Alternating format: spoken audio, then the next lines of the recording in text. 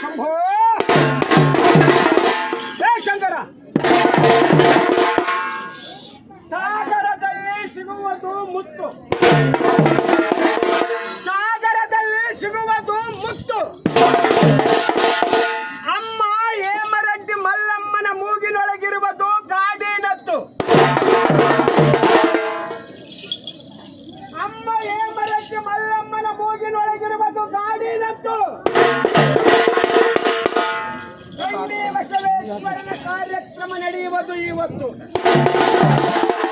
ಎಂಬುದು ಎಲ್ಲರಿಗೆ ಗೊತ್ತು. ಆದರೆ ಬಳ್ಳಾರಿ ಜಿಲ್ಲಾ ಸಂಡೂರು ತಾರಾನಗರ ಗ್ರಾಮವಾಸಿಯಾದ ವೇದಮೂರ್ತಿ ಎಸ್ ಎಂ ಚಂದ್ರಯ್ಯ ಸ್ವಾಮಿಯನ್ನು ಅವರ ಸಂಬಂಧಿರಾದ ಎಸ್ ಎಂ ರೇವಣಸಿದ್ದಯ್ಯ ಸ್ವಾಮಿಯನ್ನು ಗಂಡಿ ಪುಣ್ಯಕ್ಷೇತ್ರಕ್ಕೆ ಗಂಡಿ ಬಸವೇಶ್ವರ ಒಡಪನ್ನು ಹೇಳುವುದಕ್ಕಾಗಿ ಕರೆ ಕಳಿಸಿರುವುದು ಇವತ್ತು. ಏ ಶಂಭೋ ಶ್ರೀ ಗುರು ಗಂಡಿ ಬಸವೇಶ್ವರನ ನಾಮವನ್ನು ನೆನೆಸಲೆಳೆವನು. ಜಗದೊಡೆಯನಾದಂತ ಶ್ರೀ ಗುರು ಗಂಡಿ ಬಸವೇಶ್ವರನ ಮೂರ್ತಿಯ ನೋಡಿ ನೆಲೆವನು. ಗಂಡಿ ಬಸವೇಶ್ವರನ ಪುರಾಣವನ್ನು ಕೇಳಿ ನೆಲೆದು ನಡೆಯುತ್ತದೆ ನಿತ್ಯ ಕಾಲ ಕಳೆಯುವನು. ಬಸವೇಶ್ವರನ ಪೂಜೆಯು ಮಾಡಿ ನೆಲೆವೆನು. ಗಂಡಿ ಬಸವೇಶ್ವರನ ಪಾದೋದಕ ಪ್ರಸಾದವ ಶೇಷವ ಸವಿದು ನೆಲೆದು ನಡೆಯುತ್ತದೆ ನಿತ್ಯ ಕಾಲ ಕಳೆಯುವನು.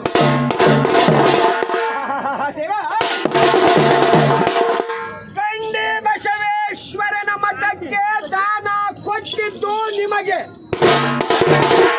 ಶ್ರೀ ಗುರು ಗಂಡಿ ಬಸವೇಶ್ವರನ ಮಠಕ್ಕೆ ದಾನ ಕೊಟ್ಟಿದ್ದು ನಿಮಗೆ. ದಾನ ಕೊಡದೆ ಬಚ್ಚಿಟ್ಟದ್ದು ಪರರಿಗೆ. ಶ್ರೀ ಗುರು ಗಂಡಿ ಬಸವೇಶ್ವರನ ಮಠಕ್ಕೆ ದಾನ ಕೊಟ್ಟಿದ್ದು ನೀವೆಲ್ಲರೂ ಕೆಟ್ಟಿತನಬೇಡಿರಿ. ಅದು ಮುಂದೆ ಗಂಡಿ ಬಸವೇಶ್ವರ ನಿಮ್ಮ ಮನೆತನಕ್ಕೆ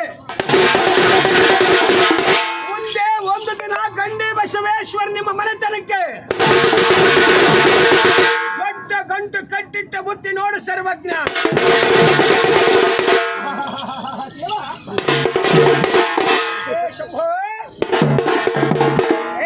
ಏ ಶಂಕರ, ಎನ್ನತನು ಎನ್ನ ಧನ ಎನ್ನ ಮನ ಎನ್ನ ಸತಿ ಸುತರೆಂಬ ಮೋಹದಿಂದ ತನ್ನ ಘಾತಕತನ ಮಾಡುವುದು ಒಳ್ಳೆಯದಲ್ಲ. ಅದು ಯಾಕೆಂದರೆ ಸಾಯಂಕಾಲದೊಳ ಅನೇಕ ಪಕ್ಷಿಗಳು ಒಂದೇ ಮರದೊಳಗೆ ಕುಳಿತಿರ್ತು. ಪ್ರಾತಃ ಕಾಲದೊಳಗಲಿ ಹೋಗುವಂತೆ ಅದರಂತೆ ನಮ್ಮ ಮೋಹದ ಸದ್ದು ಸುತಾದಿಗಳಾಗಲಿ ಹೋಗುತ್ತಾರೆ. ಅದು ಒತ್ತಟ್ಟಿಗಿರಲಿ. ನಿಮ್ಮ ಎರಡನೇ ಜೀವದಂತಿರುವ ಈ ಶರೀರವೇ ಮೃತಪಟ್ಟ ಕಾಲಕ್ಕೆ ಈ ದೇಹವು ನಾಯಿ ನರಿಗಳ ಮಣ್ಣಿನ ಪಾಲಾಗುತ್ತದಲ್ಲದೆ ಈ ದೇಹವು ನಿಮ್ಮಿಂದ ಬರುವುದಿಲ್ಲ. ನೀವು ಮಾಡಿದ ಪಾಪ ಪುಣ್ಯಗಳು ನಿಮ್ಮ ಸಂಗಡ ಬರುತ್ತದಲ್ಲದೆ ನಿಮ್ಮ ಮೋಹದ ಸದ್ದು ಸುತಾದಿಗಳೇನು ಬರುವುದಿಲ್ಲ.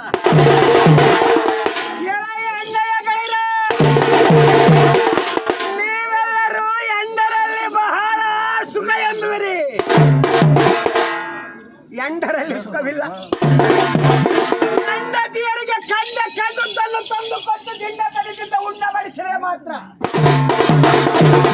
ಗಂಡನೇ ಪತಿ ದೇವರೇ ಬಾಯಿ ಎಂದು ಕರೆದು ಆಲಿಂಗನ ಮಾಡಿಕೊಡುತ್ತಾಳೆ. ಏನು ತಂದು ಕೊಡದಿದ್ದರೆ ಪತಿ ಹಿಟ್ಟನೆ ಹೋಗಿ ಎಂದು ಕತ್ತಿಗೆ ಕೈ ಹಾಕಿ ಮನೆಯಿಂದ ಹೊರಗೆ ತಳ್ಳುತ್ತಾಳೆ. ಮಕ್ಕಳಲ್ಲಿ ಬಹಳ ಸುಖ ಎಂಬುವರಿ. ಈ ಮಕ್ಕಳಲ್ಲಿ ಸುಖವಿಲ್ಲ. ಮಕ್ಕಳಿಗೆ ಅತಿ ಪ್ರೀತಿಯಿಂದ ಹಾಲು ಬೆಣ್ಣೆ ತುಪ್ಪಗಳಿಂದ ಉಪಚರಿಸಿ ಮಗುವಿಗೆ ಮದುವೆ ಮುಂಜೆಗಳನ್ನು ಮಾಡಿ ಮಾಡಿದರೆ ಅತಿ ವಿನಯದಿಂದ ಪಿತನೇ ತಂದೆಯೇ ಬಾ ಎಂದು ಕರೆದು ಹಪ್ಪಿಕೊಳ್ಳುತ್ತಾನೆ. ಈ ಮಗುವಿಗೆ ವಯಸ್ಸಿಗೆ ತಕ್ಕಂತೆ ಸಲಕರಣೆ ಮಾಡದಿದ್ದರೆ ಈ ಮಗು ಏನು ಮಾಡುತ್ತದೆ? ಜನ್ಮ ಕೊಟ್ಟ ತಂದೆ ತಾಯಿ ಎಂದು ಹರಿಯದೆ ಕಾಲಿನಿಂದ ಒತ್ತು ಮನೆಯಿಂದ ಹೊರಗೆ ಹಾಕುತ್ತಾನೆ. ಒಂದು ಬಳಗಗಳಲ್ಲಿ ಬಹಳ ಸುಖ ಎಂಬುವರೆ, ಒಂದು ಬಳಗಗಳಲ್ಲಿ ಸುಖವಿಲ್ಲ. ಒಂದು ಬಳಗಗಳಲ್ಲಿ ಐಶ್ವರ್ಯವಂತನಾಗಿರಬೇಕು. ಐಶ್ವರ್ಯವಂತನಾಗಿದ್ದರೆ ಈತನನ್ನು ಕರೆದು ಸುಖ ಸರಿ ಸಮಾನವಾದ ಗದ್ದಿಗೆಯನ್ನು ಕೊಡುತ್ತಾರೆ. ಅತಿ ಕಡು ಬಡವನಾದರೆ ಈ ಪಾಪಿ ಕಣ್ಣಿಗೆ ಕಂಡು ಕಾಣದಂತೆ ಈತನನ್ನು ಬಿಟ್ಟು ಸುಮ್ಮನೆ ಹಿಂದಕ್ಕೆ ಹೋಗುತ್ತಾರೆ. ಇಂತಿವುಗಳನ್ನು ಮೋಹಿಸದೆ ಕನ್ನಡಿ ಒಳಗಿನ ಗಂಟೆಂದು ತಿಳಿಯಬೇಕು. ನದಿಯರು ವೇಶ್ಯರೆಂದು ತಿಳಿಯಬೇಕು. ಮಕ್ಕಳು ಮತ್ತು ಬಂಧುಗಳು ಹರಿದು ಹೋಗುವ ನೀರು ಮೇಘಗಳ ಗುರುಳಿ ಎಂದು ತಿಳಿಯಬೇಕು. ನಾವು ನೀವೆಲ್ಲರೂ ಮಾಡುವ ಗಂಡಿ ಬಸವೇಶ್ವರ ಕಾರ್ಯ ಏನೆಂದು ಯೋಚಿಸಿ ಮಾಡಬೇಕು. ಅರ ಹಿಡಿದು ಒಬ್ಬ ಗುರುವನ್ನು ಕಂಡು ಆ ಗುರು ಏನು ಕೇಳುವುದಿಲ್ಲ. ಗುರುವೆಂದರೆ ಜಂಗಮನು, ಗುರು ಎಂದರೆ ಅಜ್ಞಾನದ ಕತ್ತಲಿರುವವರನ್ನು ಸುಜ್ಞಾನದ ಬೆಳಗ್ಗೆ ತರುವನೇ ಗುರು. ಆ ಗುರುವಿಗೆ ಮೊದಲು ನಡೆ, ತದನಂತರ ನುಡಿ. ಗುರುವಿಗೆ ನಡೆ ನುಡಿ ಶುದ್ಧವಾಗಿರಬೇಕು. ಸರ್ವ ಆಶೆಗಳ ನಾಶ ಮಾಡಬೇಕು. ಕುರಿತ ಪಾಪವೆಂಬ ಕತ್ತಲೆಗೆ ದಿನ ಮಾಡಿ ಎಂದೆನಿಸಬೇಕು. ಇವುಗಳನ್ನು ತಿಳಿದುಕೊಳ್ಳಬೇಕು. ಒಂದು ನನ್ನದು,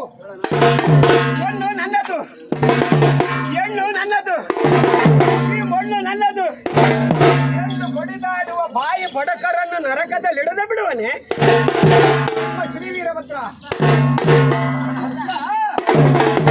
ಶಂಭು, ಶಿವನ ಕಟ್ಟಿಸಿರುವ ಮನೆ ಎಂತದ್ದು ಎಂದರೆ ಹುಟ್ಟಿದ ಹುಳ ಸಾಯಲೇಬೇಕು. ಕಟ್ಟಿದ ಮನೆ ಬೀಳಲೇಬೇಕು. ಶಿವನು ಎಂತ ಮನೆ ಕಟ್ಟಿರುವನು? ಭೂಮಿಯನ್ನು ಹಾಸಿರುವನು, ಆಕಾಶವನ್ನು ಒದಿಸಿರುವನು, ಸೂರ್ಯ ಚಂದ್ರರೆಂಬ ಆರದಂತ ಲೈಟನ್ನು ಹಚ್ಚಿ ನಮ್ಮನ್ನು ಬೆಳಲಿಕ್ಕೆ ಬಿಟ್ಟಿರುವನು. ಆದರೆ ಶಿವನಿಗೆ ನಾನು ಒಂದು ದಿವಸ ಕೇಳಿದೆ, ಪರಮಾತ್ಮ, ನಾನು ನಿನ್ನ ರೂಪವನ್ನು ಕೆತ್ತಿ ದೇವಸ್ಥಾನವನ್ನು ಕಟ್ಟಿ ಈಶ್ವರ, ಆಂಜನೇಯ, ಪಾರ್ವತಿ, ಪರಮಾತ್ಮ ಎಂದು ಕೆತ್ತಿಟ್ಟಿರುವೆನು. ನೀನು ಕೆತ್ತಿಟ್ಟಿರುವೆ. ಯಾರ ಮುಖ ಯಾರಿಗೂ ಗೊತ್ತಾಗದಂತೆ ಕಾಣಿರುವನು. ಯರಿಸ್ವಾಮಿ, ಕುಮಾರಸ್ವಾಮಿ, ಮೌನೇಶ ಎಂದು ಕೆತ್ತಿಟ್ಟಿರುವೆ. ಆದರೆ ನಾನು ಕೆತ್ತಿಟ್ಟಿರುವ ಮೂರ್ತಿಗೆ ನಾನೇ ನಮಸ್ಕರಿಸುವೆನು. ಹೇ ಪರಮಾತ್ಮ, ನೀನು ಯಾರಿಗೆ ನಮಸ್ಕರಿಸುವೆ? ಹೇಳು ಎಂದು ಕೇಳಿದರು. ಹೇಳುವನು ಕೇಳಿ, ನಿಮ್ಮನ್ನು ತಿಕ್ಕಿ ತೀಡಿ ತೊಳೆದು ಬರೆದು ಲಾಲನೆ ಪಾಲನೆ ಮಾಡಿ ಬೇಸರುವ ತಂದೆ ತಾಯಿಯನ್ನು ನಮಸ್ಕಾರ ಮಾಡಿರು. ಅವರನ್ನು ಮಾಡದೇ ಬಿಟ್ಟಿದ್ದಕ್ಕಾಗಿ ನನ್ನನ್ನು ಮಾಡೋದಕ್ಕೆ ಬಂದಿರುವಿರಿ. ಹುಟ್ಟಿಸಿದ ತಂದೆ ತಾಯಿ ತಿಕ್ಕಿ ತೊಳೆದು ನಿಮ್ಮನ್ನು ದೊಡ್ಡವರನ್ನಾಗಿ ಮಾಡಿರುವರು. ಅಂತವರ ಪಾದಾರವಿಂದಗಳಿಗೆ ಶರಣಾರ್ಥಿಗಳ